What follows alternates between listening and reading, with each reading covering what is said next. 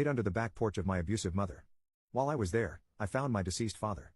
I was a master of hiding, but not for a good reason. However, one night, I chose to do something different. I could hear my mother's screams. She was furious and about to become violent. My father wasn't helping, only fueling the fire. I had abusive parents and we lived basically in the middle of nowhere on a farm. Based on that, I knew I needed to find a good place to hide. I had the idea a few days before when I realized that the lattice covering the lower half of the back porch had a hole. Not big enough for an adult probably, but a slim 6-year-old could fit without a problem. So wrapping myself in my blanket and taking my stuffed hippopotamus, I sneaked out the window and ran to the yard. In the middle of autumn, when it was 40 degrees and the temperature kept dropping steadily, I crawled under the porch, scratching my elbows and getting splinters in my palms, but I managed to fit in there. It was actually quite spacious compared to most of my hiding spots. I couldn't stand up completely, but I had enough room to stretch my limbs. Sure. I was also getting dirty. It had rained a few days before, so the mud was still a bit wet. I wrapped myself in my blanket as best as I could and curled up for the night, but soon, even with my blanket and hippo, my teeth were chattering so hard I could barely breathe. However, I didn't want to go back inside knowing that if my mother caught me, I was about to get the beating of my life. "Sweetheart, are you cold?" That voice wasn't my father's, hoarse from smoking and screaming. It was sweet like honey. I turned to see the vague silhouette of a man lying prone beside me. He wore a beautiful butterfly necklace and was as dirty as I was. I nodded without wondering how he had gotten down there without me noticing. The man moved closer and wrapped his arms around me, and suddenly I felt warm like I was sitting next to a campfire. I snuggled into his arms, not caring about the mud. After all, we were both dirty. "You've grown so much," the man said, examining my face. "How old are you now, Alex?" 6? How do I know this man again? I didn't think I knew him at 6, I thought. The man gasped. "You're so big already. I'm so happy."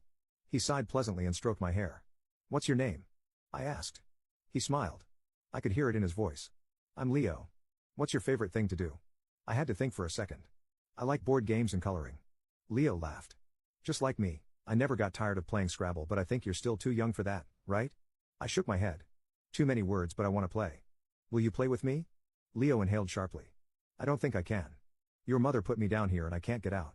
"But," he thought for a second. "Alex, could you do me a favor?" "Sure," I thought. This man was very nice. Why wouldn't I do him a favor? "When you wake up in the morning, go to the police station, ask for an officer named Lorraine Joyce. Tell her where to find Leo, okay? Under your back porch.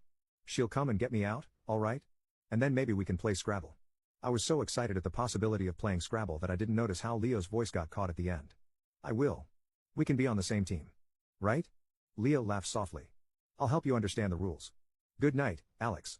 When I woke up the next morning, I heard Leo's voice. "Go now. Your mother went to work. I'll tell you how to get to the police station." Rubbing my eyes, I crawled out from under the porch and went inside to put on my shoes and a coat. I was shivering from the cold, but thought Leo was right behind me. After putting on my shoes and coat, I started walking. It took me long enough to reach the neighbor's house. I don't really remember how long it took to get to the police station, although I don't know why no one stopped to see what the hell a 6-year-old in dirty pajamas was doing walking down the road. Leo really guided me along. "Wait. Okay. Cross the street now. Turn right here." I almost passed out from exhaustion when I entered the police station. The guys outside chatting and having fun didn't see me until I was almost at the reception desk. "Wow kid, are you alright?" One of the policewomen knelt to my level with wide eyes. I nodded. "I'm fine, can I talk to Joyce?" I asked. One of the other officers picked me up. "Sure, kid. Sure. Let's just get you somewhere warm. Good God, your lips are blue." They gave me hot chocolate, wrapped me in a blanket when an older woman with a gray mustache sat beside me. "Hi, kid. I'm Sheriff Joyce. What's your name?" she asked. "Alex." I put my cup aside and looked her straight in the eyes. "I was told to tell you that Leo is under the back porch. He needs to be freed so we can play Scrabble." I had never seen a grown woman turn pale before. Now you can check if there is a part 2 by pressing share and more.